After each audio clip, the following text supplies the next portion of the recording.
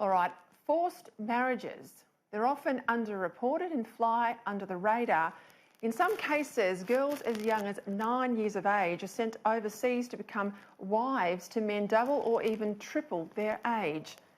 Today, the Australian Federal Police launched an innovative campaign against forced marriage by targeting the country's busiest airport with information and posters in the hope that it could reach just one girl as she leaves the country to get married overseas.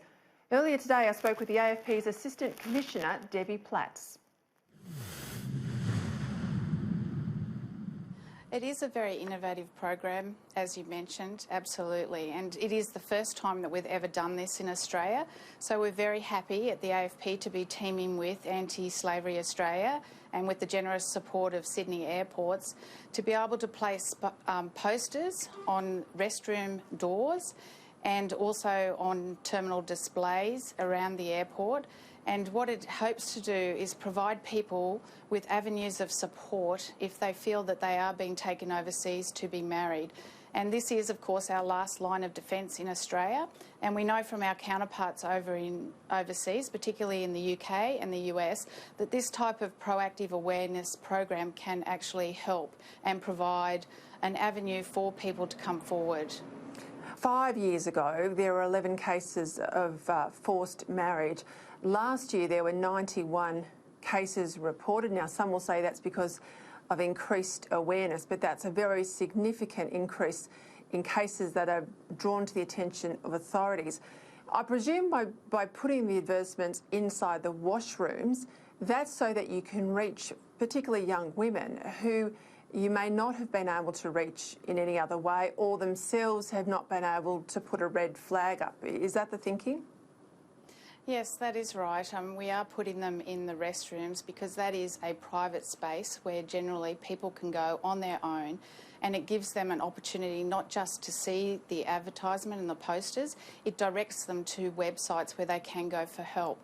And what we've found in the past is that just that small piece of information can be really important when they find themselves in a situation overseas. And we have had instances where our human traffic investigators in the AFP have had reach out from victims of forced marriage who have been overseas for some 2 years and then can come back into the AFP, and we have assisted them to return to Australia. Are you also hoping that other people at the airport passing through themselves, boarding flights, take notice of these information posters and things, and are on the lookout for young children that they see going through these spaces thinking that they might be taken out of the country by a relative?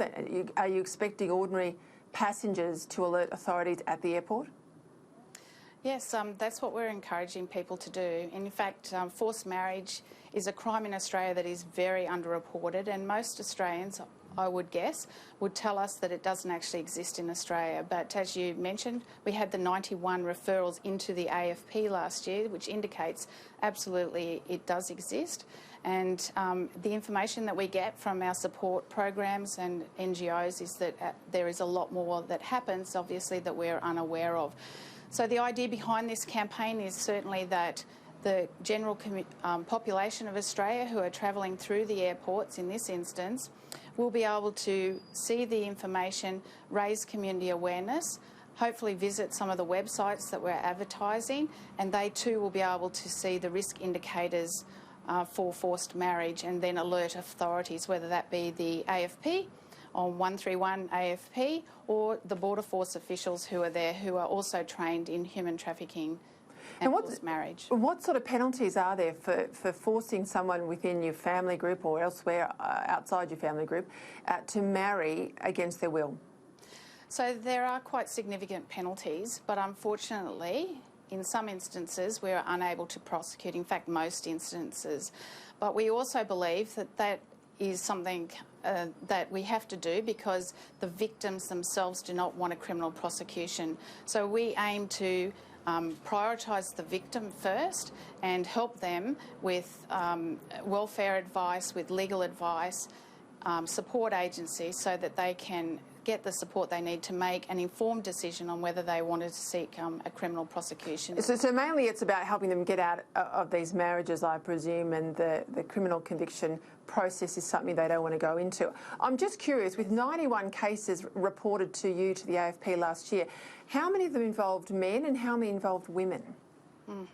So predominantly they are females who are involved in this, but Anti-Slavery Australia, obviously, who keep a lot more statistics on people reaching out for help, say that approximately 20% of all callers to them are males. So it is both male and female, but predominantly we do see more females and females that are under the age of 18. And of course, forced marriage and child marriage often overlap, but they're not necessarily the same thing. I know in New South Wales, statistics of child marriage have increased, have doubled in the last 2 years, which is a horrific statistic. But just on the issue of awareness, I had a look at the My Blue Sky website. This is the place you're advertising at the airport people go to for help.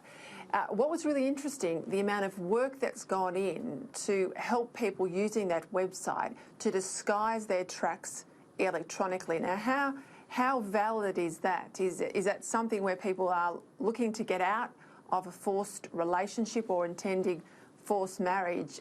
They use the web, do they? And then they're pursued by their parents or any other organiser of the forced union? Absolutely. And what Anti-Slavery Australia are informing us about is that people will go to that site and you can see that, for example, there's an escape button and they can hit that and it automatically will turn off that site. And that's for if they happen to be looking at it, for example, in their bedroom and a parent walked in and saw that, it escapes from the site. So I think that's really convenient and essential for our victims, but it also, as you mentioned, can erase the history of them looking at that site. Well, I commend your work, Assistant Commissioner. This is a pretty tough subject to talk about. I know a lot of people don't talk about it. They don't like to think it happens in Australia, but very much it does. It's on the increase, and this is one way I think that the authorities pretty much at the last point at which they possibly could intervene when these young women are taken overseas. It's at least an opportunity for them to red flag, hopefully, before they get on the aircraft. Thanks very much for your time tonight. No, thank you, and we appreciate the opportunity to raise awareness of the program.